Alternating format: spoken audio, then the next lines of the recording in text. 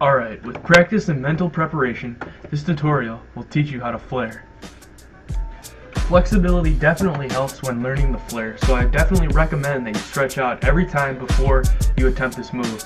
Now you don't have to be super flexible or be able to do the splits or anything, because I've seen people who aren't that flexible that have successfully mastered this move, but it definitely helps to have some good flexibility, so stretch it out before you attempt every time. Okay, I spin counterclockwise, so I go that way, but if you spin clockwise, you'll go this way. I'm going to teach this tutorial counterclockwise, because that's the way I spin. So for clockwise spinning people, if I say kick your right leg, I mean kick your left leg, because you're going to be going the other way. It's not too hard to figure out. You should be alright.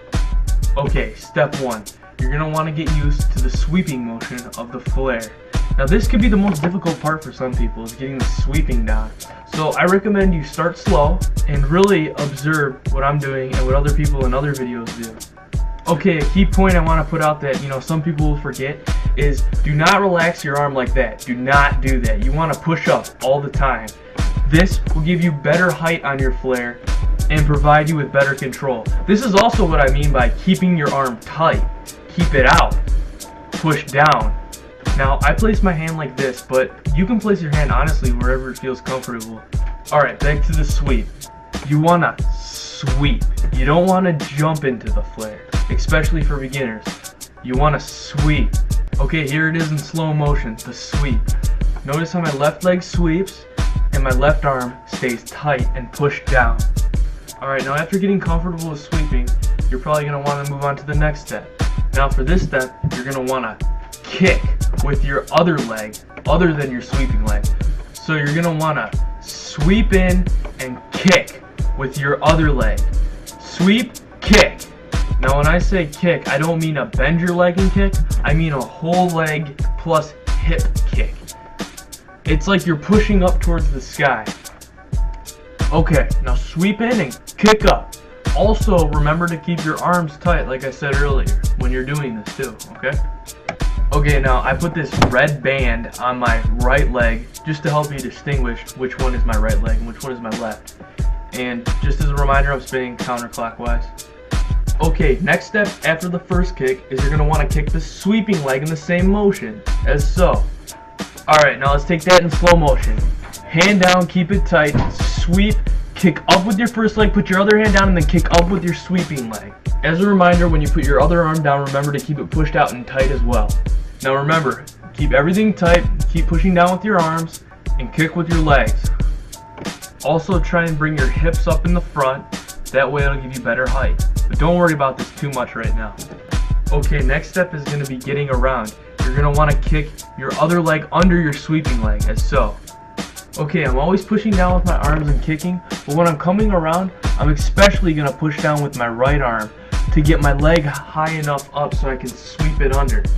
This might take a while to get down, so for beginners it's probably going to look something like this, but it's still good. So keep working on it and think about pushing down, because it'll eventually get to the height where it looks like this.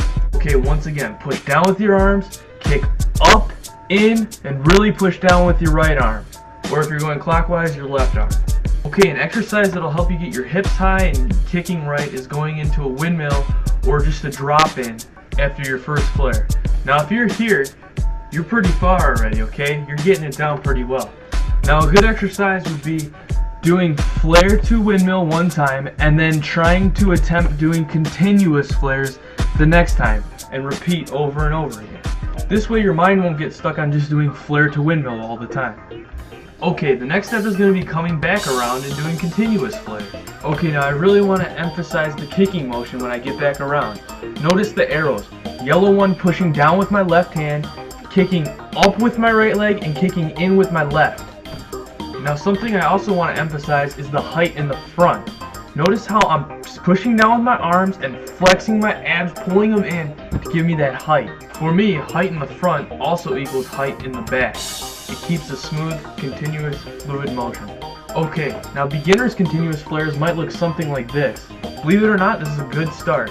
You want to keep doing this over and over and over again to get in the mindset of doing continuous flares. Okay, here's a back view just for you. The V formation will eventually come, so just keep thinking about it and keep practicing it. You'll get it down, I promise. Flares for me were pretty hard to get down. It took me a while. So keep practicing, don't give up. Feel free to ask any questions you want. I have no problem answering anybody's question, no matter how many times you ask.